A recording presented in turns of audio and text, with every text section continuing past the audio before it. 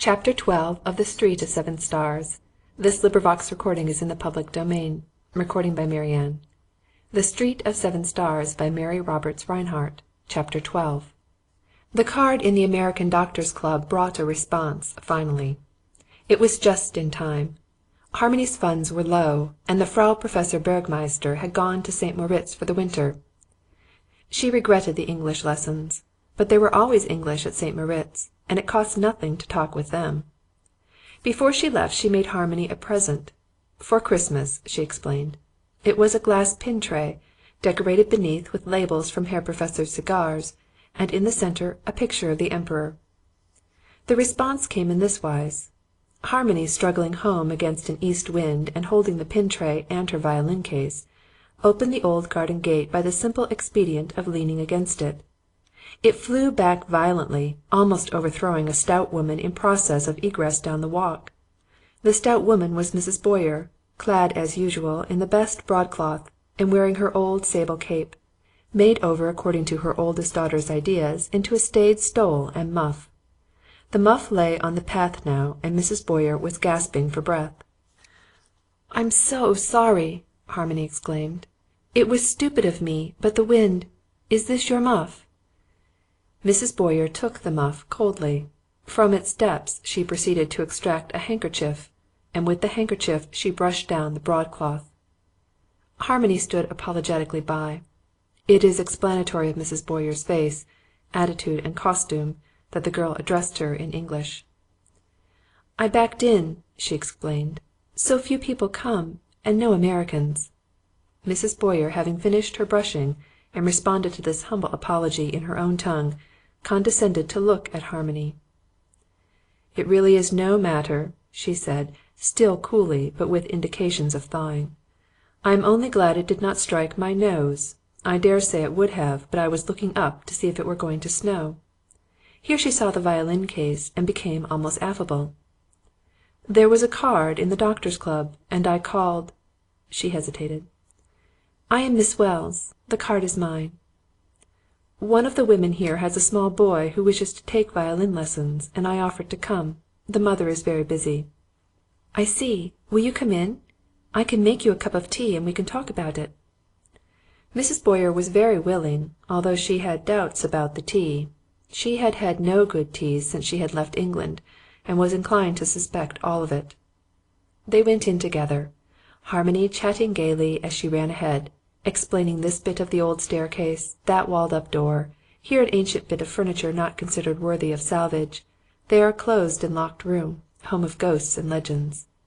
To Harmony this elderly woman, climbing slowly behind her, was a bit of home. There had been many such in her life, women no longer young, friends of her mother's who were friends of hers, women to whom she had been wont to pay the courtesy of a potted hyacinth at Easter, or a wreath at Christmas, or a bit of custard during an illness. She had missed them all cruelly, as she had missed many things, her mother, her church, her small gaieties. She had thought at first that Frau Professor Bergmeister might allay her longing for these comfortable, middle-aged, placid-eyed friends of hers. But the Frau Professor Bergmeister had proved to be a frivolous and garrulous old woman, who substituted ease for comfort, and who burned a candle on the name-day of her first husband while her second was safely out of the house.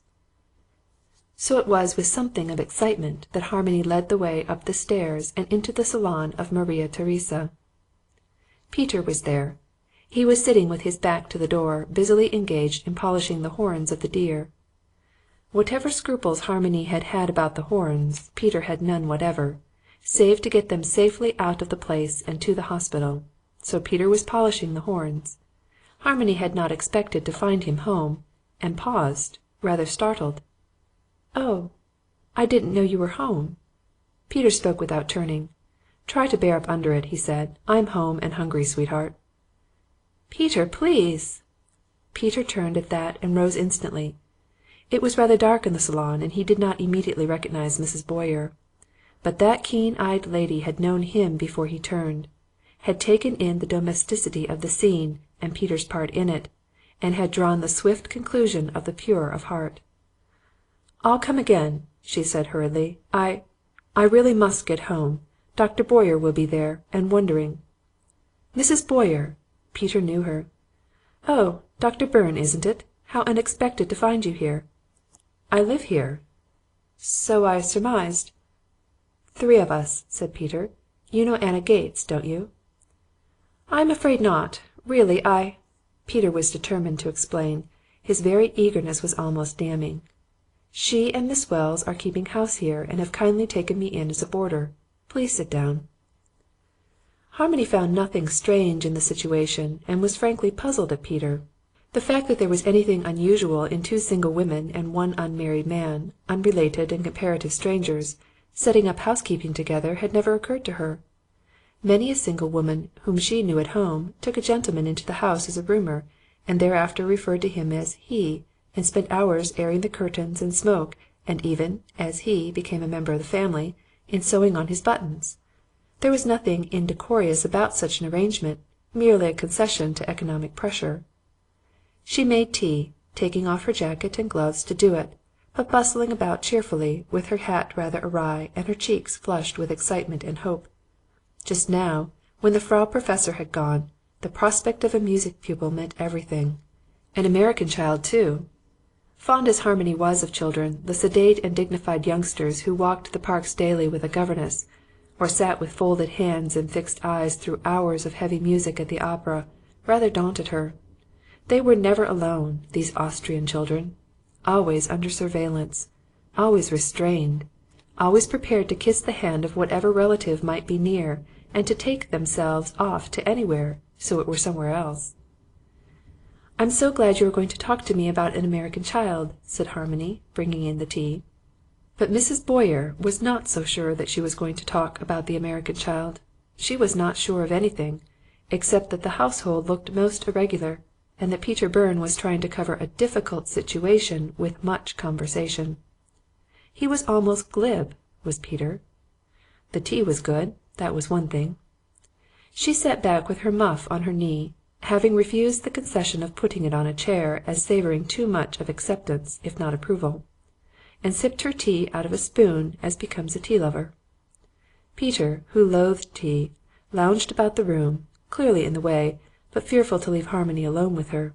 She was quite likely, at the first opportunity, to read her a lesson on the conventions, if nothing worse, to upset the delicate balance of the little household he was guarding.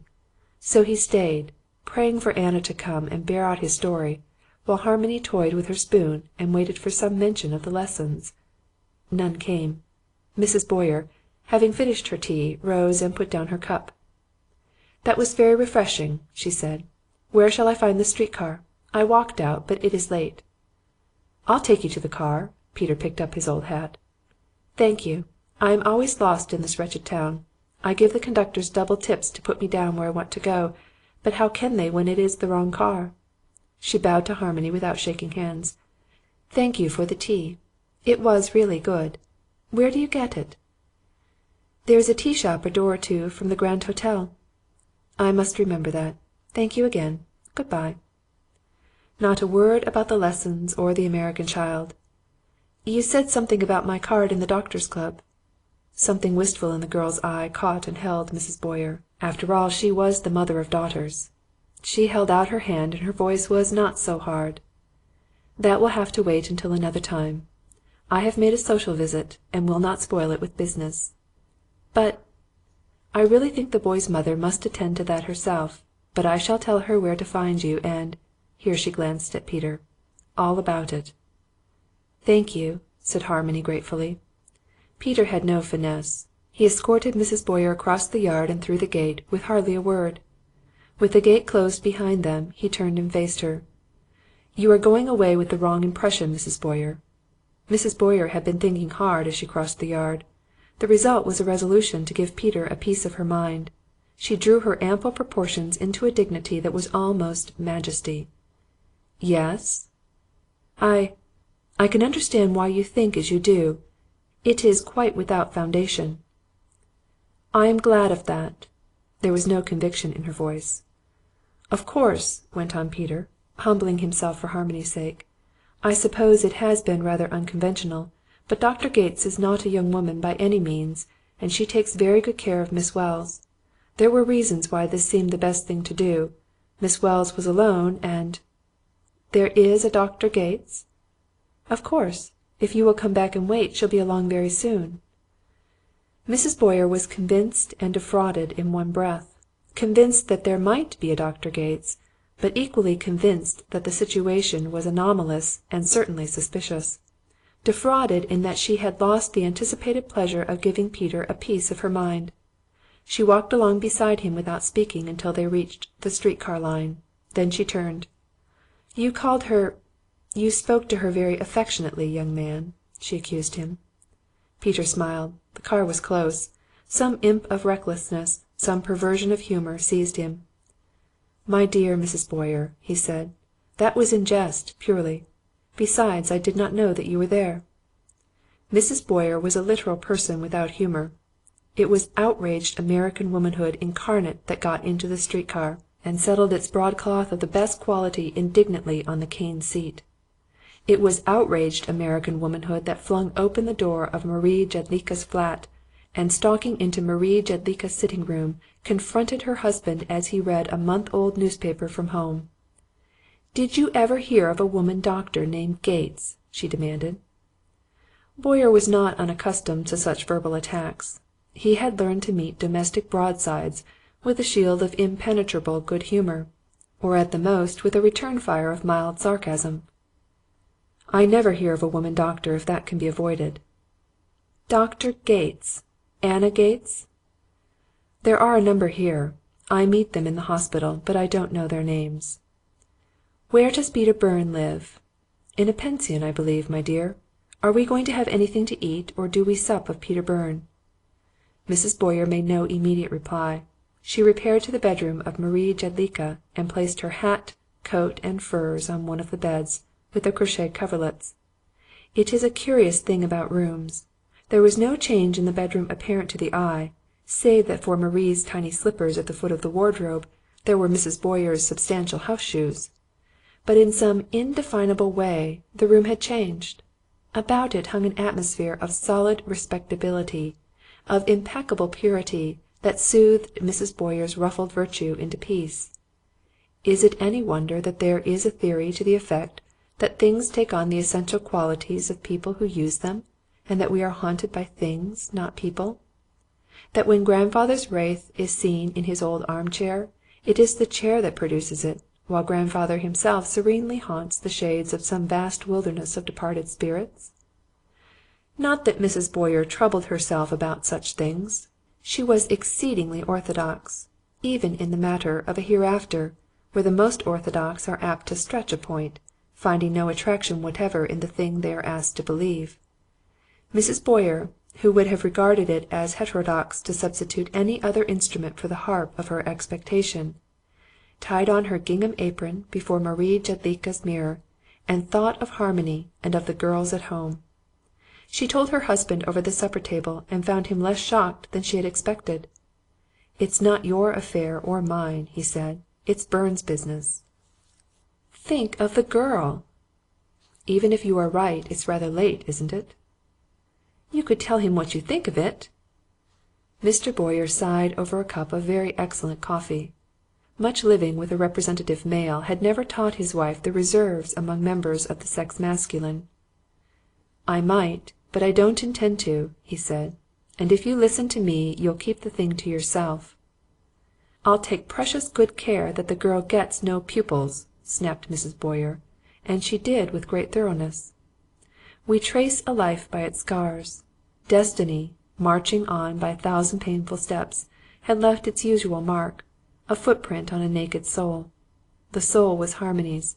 The foot, was it not encased at that moment in Mrs. Boyer's comfortable house shoes? Anna was very late that night. Peter, having put Mrs. Boyer on her car, went back quickly. He had come out without his overcoat, and with the sunset a bitter wind had risen, but he was too indignant to be cold. He ran up the staircase, hearing on all sides the creaking and banging with which the old house resented a gale, and burst into the salon of Maria Teresa. Harmony was sitting sidewise in a chair by the tea-table with her face hidden against its worn red velvet. She did not look up when he entered. Peter went over and put a hand on her shoulder. She quivered under it, and he took it away. "Crying?" "A little, very smothered. Just disappointment. Don't mind me, Peter." "You mean about the pupil?" Harmony sat up and looked at him. She still wore her hat, now more than ever askew, and some of the dye from the velvet had stained her cheek. She looked rather hectic, very lovely. "Why did she change so much when she saw you?" Peter hesitated. Afterward he thought of a dozen things he might have said, safe things. Not one came to him. She is an evil-thinking old woman, Harry," he said gravely. "She did not approve of the way we are living here, is that it?" "Yes." "But Anna?" "She did not believe there was an Anna. Not that it matters," he added hastily. "I'll make Anna go to her and explain. It's her infernal jumping to a conclusion that makes me crazy." "She will talk, Peter. I'm frightened." "I'll take Anna tonight and we'll go to Boyer's. I'll make that woman get down on her knees to you. "You'll make bad very much worse," said Harmony dejectedly. "When a thing has to be explained it does no good to explain it." The salon was growing dark. Peter was very close to her again. As in the dusky kitchen only a few days before, he felt the compelling influence of her nearness. He wanted, as he had never wanted anything before in his life, to take her in his arms, to hold her close and bid defiance to evil tongues. He was afraid of himself. To gain a moment he put a chair between them and stood, strong hands gripping its back, looking down at her. "There is one thing we could do." "What, Peter?" "We could marry. If you cared for me even a little, it might not be so bad for you." "But I am not in love with you. I care for you, of course, but not in that way, Peter. And I do not wish to marry." "Not even if I wish it very much?" "No." "If you are thinking of my future—" "I am thinking for both of us. And although just now you think you care a little for me, you do not care enough, Peter. You are lonely, and I am the only person you see much, so you think you want to marry me. You don't really. You want to help me." Few motives are unmixed. Poor Peter, thus accused, could not deny his altruism, and in the face of his poverty and the little he could offer compared with what she must lose, he did not urge what was the compelling motive after all, his need of her. "It would be a rotten match for you," he agreed. "I only thought, perhaps— You are right, of course.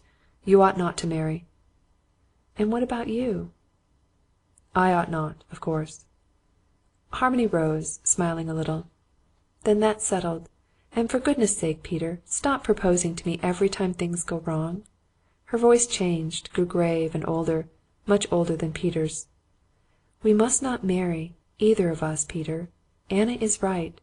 There might be an excuse if we were very much in love, but we are not, and loneliness is not a reason." "I am very lonely," said Peter wistfully. Chapter 13